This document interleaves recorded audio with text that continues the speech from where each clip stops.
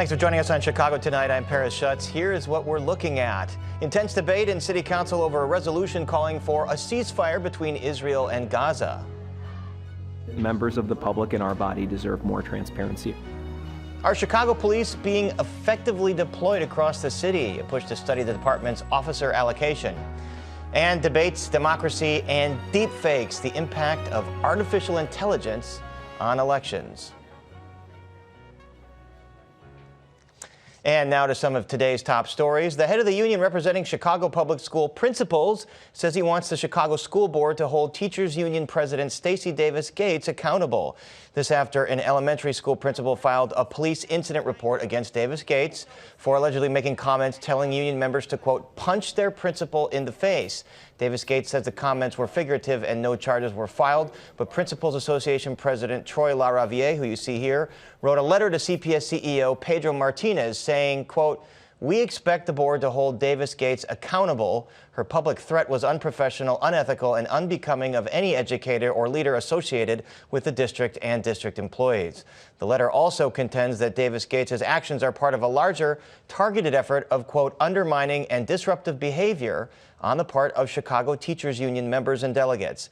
Neither the CTU nor LaRaviere returned our messages for comment, and you can read more on this story on our website. Illinois officials are reminding residents to apply for federal disaster assistance by this Friday. Cook County residents who were affected by severe storms and flooding in September can still apply for FEMA assistance. There are disaster recovery centers located in Calumet City, Dalton, Burnham, Phoenix, and Chicago's Hegewisch neighborhood. Skilling it, Control, Salt, Delete, Casimir Plowaski. Get ready to see these names and others on city snowplows. They're the winners of the You Name a Snowplow contest, where residents were asked to vote for 6 winning names from 50 finalists. The other winners were Ernie Snowbanks, Mies Vander Snow, and Bad Leroy Plow. The Department of Streets and Sanitation says the city received around 10,000 votes in all. The names will be applied to the snowplows in each of the city's 6 snowplow districts. Can't wait to see those names. And up next, the impact of a controversial motion at last week's City Council meeting. And that's right after this. Chicago Tonight is made possible in part by the Alexandra and John Nichols family, the Jim and Kay Mabey family, the Polk Brothers Foundation, and the support of these donors.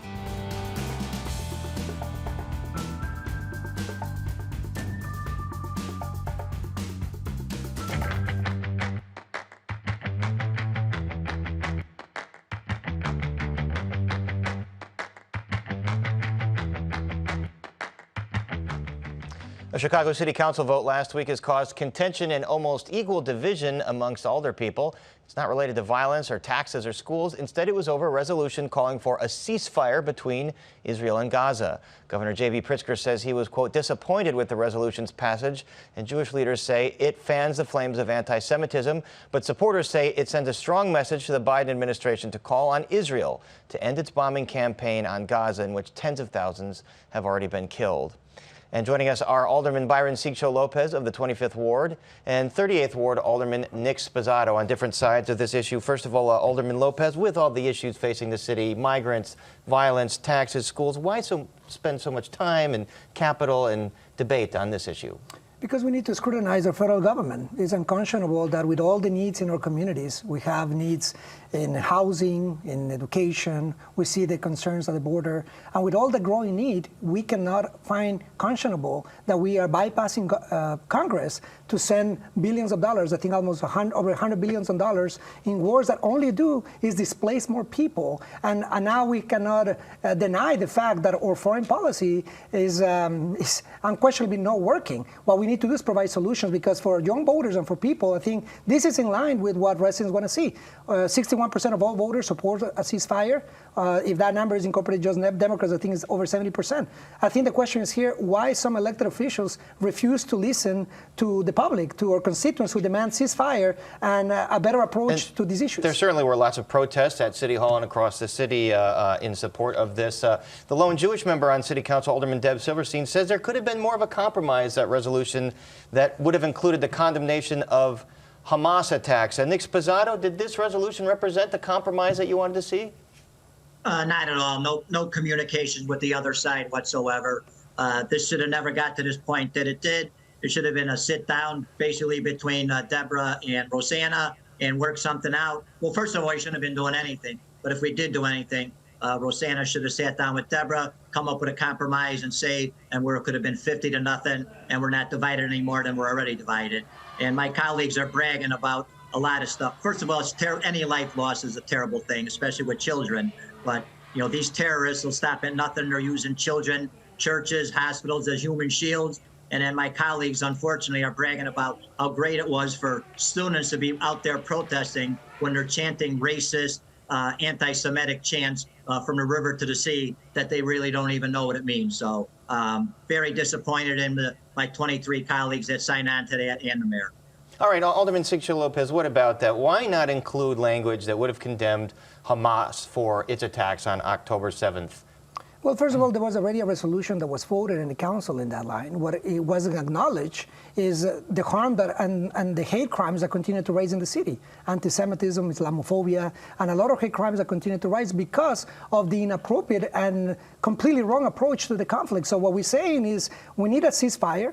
We need humanitarian aid to reach, and we need all the hostages to be released. I think that this is something that is, in my opinion, welcome in our communities. What we need to focus is, indeed, in the local issues at hand. We need to make sure that we talk about the policies that are implemented in our wards. We need housing for people in Chicago. We need education. We need job employment. Everything is within reach. Meantime, the government is doing something else. Alderwoman Silverstein, what does any of this have to do with a ceasefire, Paris?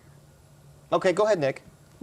Well, we're in agreement on that, all the things we need, but what does that have to do with a ceasefire? All the things we need, we got a war in our own city, and we're worried about a war in the Middle East where a group of terrorists go into a country, murdered, raped, beheaded, burned people, and then they respond by defending their country, and 23 kooks think that that's okay to do that. So very disappointed once again.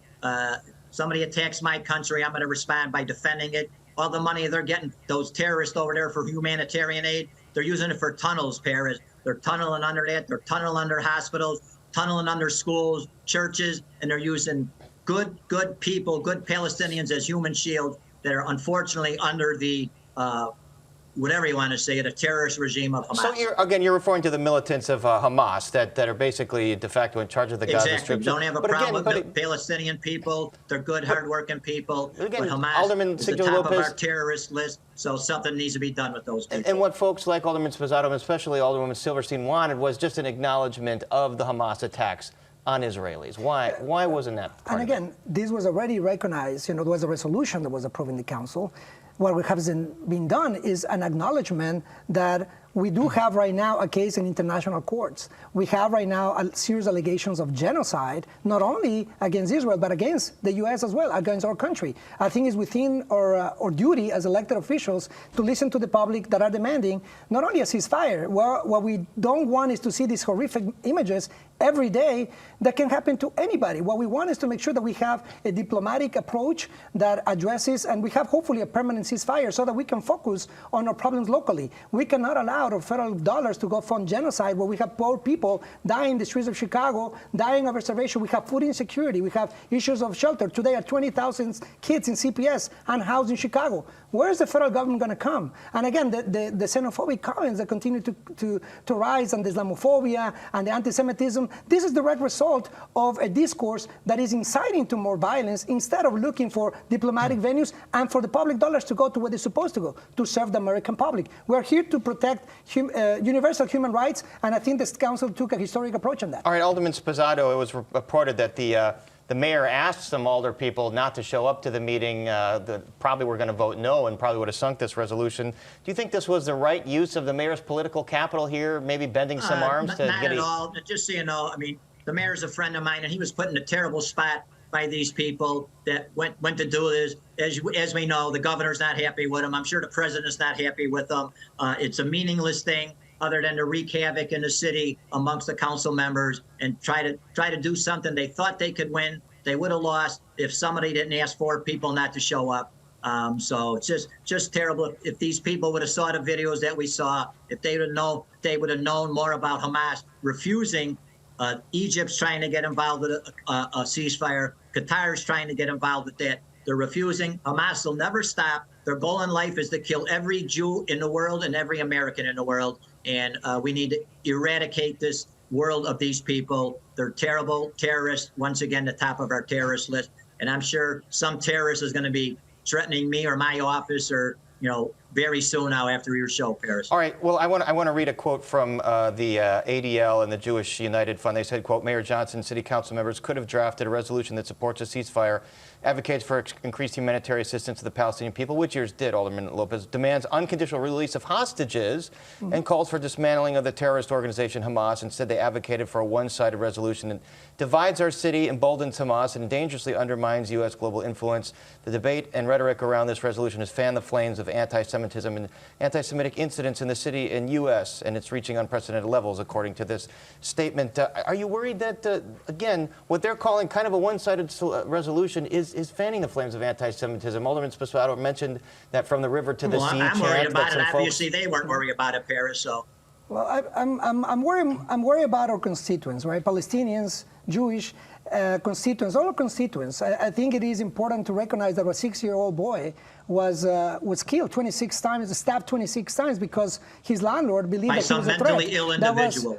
This was in South Suburban. This was this was as a result of a discourse that continued to dehumanize Palestinians at a time where the public is going the opposite direction. What we see is a resolution that has community support in our community. People want a ceasefire, humanitarian aid to reach Gaza, and the release of all hostages. And again, we should work and encourage federal government to work towards a permanent ceasefire and for federal dollars to come to our city to serve all Chicagoans. And again, these wars are displacing people, 29,000 Ukrainians now in our city. And now we have more people that have arrived, new neighbors. Where's the federal government? This is time to focus on the local issues, and I think that resolution goes in the line. All right, Nick Sposato, how divided is council right now, and can folks come back together? Well, obviously pretty divided. I mean, it was 23-23. Four people didn't show up or take a walk, whatever you want to say.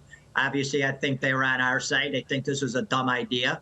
You have the no collaboration with us, meaning the people that thought this was a bad idea. And I'm to say Deb Silverstein, most of us followed her lead, and I would like to think I'm Deb's #1 ally. So nobody came to me and said, hey, Nick, can we sit down and talk with you? What do you think about this? Or we're talking with Deb and Deb's okay with this. Then the rest of us would have said okay. But no, it's just we're going to do this. We're going to make us look bad.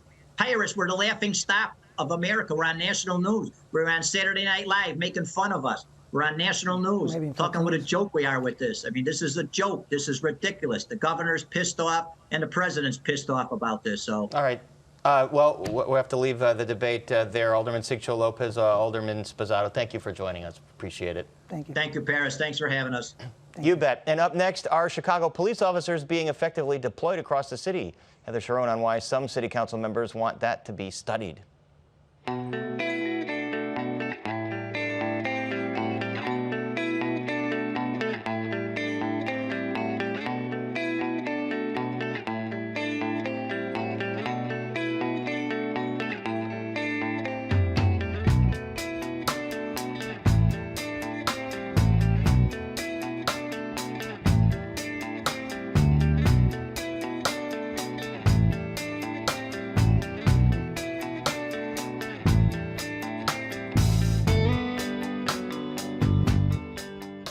The Chicago City Council moved a step closer today to ordering police brass to study whether officers are efficiently and effectively deployed across the city to stop crime and respond to calls for help.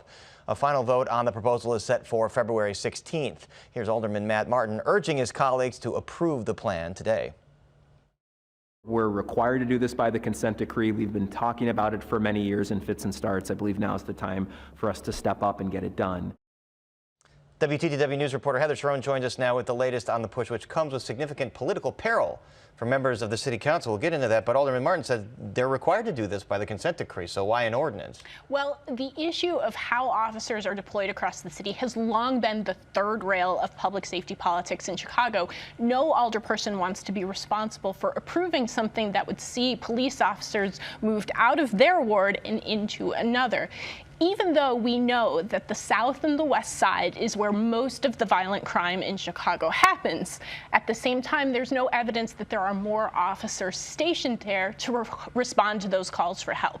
At the same time, when there's a violent crime or a murder on the North Side or downtown, those crimes get a disproportionate attention from politicians and the news media, which means that the move to move officers out of those areas would be politically perilous for everyone involved. And then do we know how much this study will cost and who will do the work? Well, we heard today from Alderman Martin that it's going to cost probably close to $1 million, but that the city has commitments from philanthropic organizations to do the work at no cost to taxpayers, which is no doubt good news for the city council, which has spent millions of dollars to comply with the consent decree, yet has only reached 6% full compliance. Long way to go there. Not much progress since the Lightfoot administration.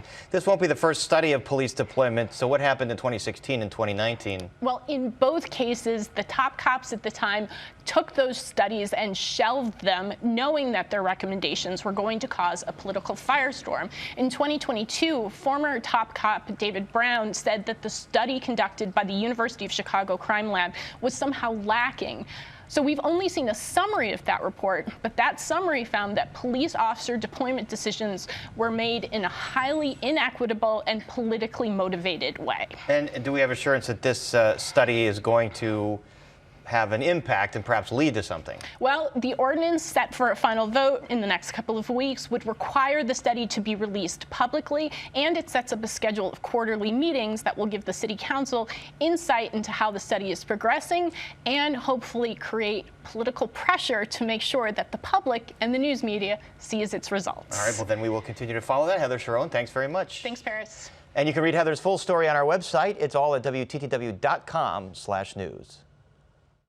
Chicago Tonight's coverage of public safety is supported by the Su Ling Jin Charitable Foundation Initiative for Reducing Violence in Chicago.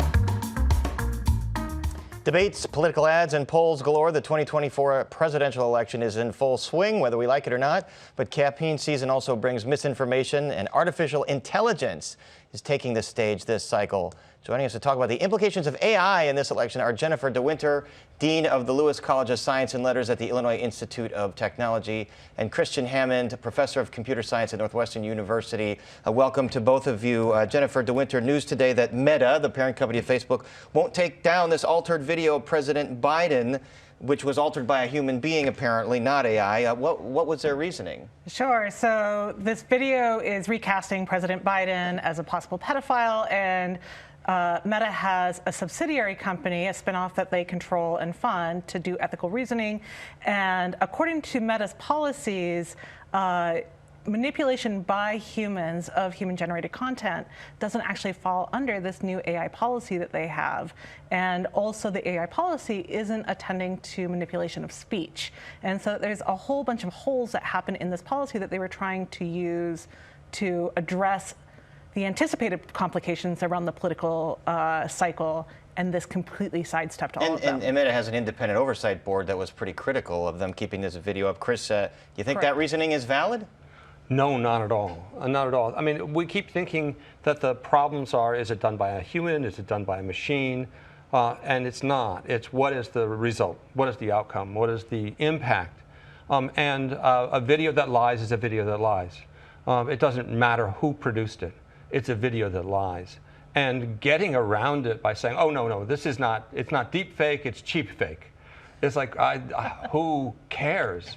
And it's an edited version of a highly edited version of the world that is not a real representation of the world. Right. And certainly defamatory content, if that's not what really happened. I mean, to present the president in a way like that. Jennifer, the folks are relying a whole lot on social media companies to basically police themselves on this. So what is their role in parsing out the deep fakes and the altered videos? Nothing until they're told what their role is, right? Like, this is the problem of any form of self-policing, is that people will only police to the edge of where it starts really affecting profit. And so if we actually want social media to have a meaningful role in this sort of self-policing, it needs to come from the government first. What do you think about that, Chris Hammond? I mean, different countries have different regulations around this. Congress just held hearings. Should they come together and come up with some list of standards for these, we should say, private companies? Oh, certainly. I mean, the notion that you're not going to support media that is a direct misrepresentation, where the point of that media is to misrepresent as opposed to be satirical. I mean, holding the social media companies' feet to the fire with regard to that is, I think, super important. But the reality is that of all the places where we got to worry about deep fakes, social media is probably a tiny sliver. I mean, a tiny sliver. So where else do we need to worry about? There's the robocall of Biden saying things that Biden never said because the machine is saying it for him. We're going to start seeing videos that will be in regular news outlets of Biden doing things, of Trump doing things, and then we'll have the other side of the coin. And that is, there is a picture of Trump coming out of a courtroom with his hand up, and he had these little red dots, and people were like, is he sick? Is this, you know? And they asked him about it, and he said, I don't know what it is. Maybe it's AI. And so what we're seeing is, no matter where the video comes from, no matter where the images come from, no matter where the audio comes from, we are now living in a world where we have to distrust. We have to be skeptical, and we have to actually have real judgment about what's true and what's not. This is going to be added responsibility for news organizations like ourselves to perhaps not go with a video or a picture that we get right away before we truly check that. So Jennifer DeWinter, what are you expecting in this election cycle in terms of how prevalent deep fakes and AI-generated fakery is going to be? Like Chris said, we've already seen some of it. Sure. I mean, it's not going to be anything new in many ways, right? We already came out of the 2020 cycle where we saw bots coming in and reimagining our political landscape. It's often organized at the level of nation state. You have to have a certain amount of resources to do this. I think the challenge with generative AI is it takes that and it supercharges it, because I don't need to manage huge centers of bot creators, fake callers or whatever. I actually need much fewer human hours dedicated to that. So we've already started seeing it, right? Like, we've already started seeing the fake videos, the fake phone calls. And I don't think it's just on news organizations to be careful in vetting, because I think exactly what you were saying, eventually people are just going to distrust real news as well, because that will then be clipped out and repackaged as this was made up, this is recycled. And what we're going to see is an intensification of kind of bias confirmation. And that's what all of this is going to move into. Yeah, it does seem to be that if like a video is taken off of Facebook because it was deemed to be false information, folks that believed it say Facebook is biased, or folks that are taking it off. So people are just going to believe what they want to believe. Yeah, I mean, there is that moment where if you see a piece of content and you really think, oh no, this is absolutely confirming everything I've ever believed about this guy, it's probably going to be false, because it was designed for you to agree with, or it's designed in terms of being negative, or it's designed to skew you and to make you think he or she is doing something that they haven't done. The thing is, and this is the disturbing thing. So like 2 days ago, there was a UK company in Hong Kong that had a Zoom meeting. Where's a financial guy running finances with the CEO and the COO. And at the end of the meeting, they told him to transfer funds, and it was fantastic. He transferred about $25 million into an account. Neither the COO or the CFO was a real person. I mean, the COO or the CEO was a real person. It was completely generated by machine. And we're now entering a world where, unless you can really have a conversation that's deep and impactful with someone, and you can get to something real in terms of connection, we're coming close to doubting Zoom meetings. Wow, think twice before you wire money on some of these apps.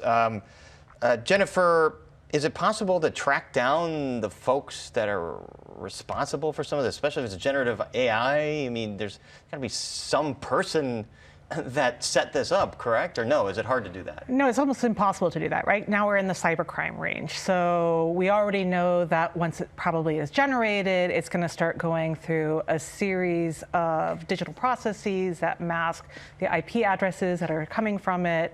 And because humans, especially if it's AI generated, there's not going to be a human fingerprint on that at a certain point, right? It's always going to have only generated fingerprints. And so what are you tracking at that point? Then it's just going to be very careful sleuthing through a digital era, and we already know that we have problems doing that. Wow, folks. Watch news and real news and read newspapers. That's the lesson I take away from this. There's just so much opportunity for this fakery. I want to thank you, Jennifer DeWinter, and Chris Hammond for helping sort this out for us. And we're back to wrap things up right after this. Coverage of science and technology on Chicago Tonight is made possible in part by Joel M. Friedman, president of the Alvin H. Baum Family Fund. And it is our show for Monday night. Don't forget to stay connected with us by signing up for our daily briefing. And you can get Chicago Tonight streamed on Facebook, YouTube, and our website, WTTW.com/news. You can also get the show via podcast in the PBS video app. And join us tomorrow night at 5:30 and 10. And now for all of us here at Chicago Tonight, I'm Paris Schutz. Thank you for watching. Stay healthy and safe, and have a wonderful evening.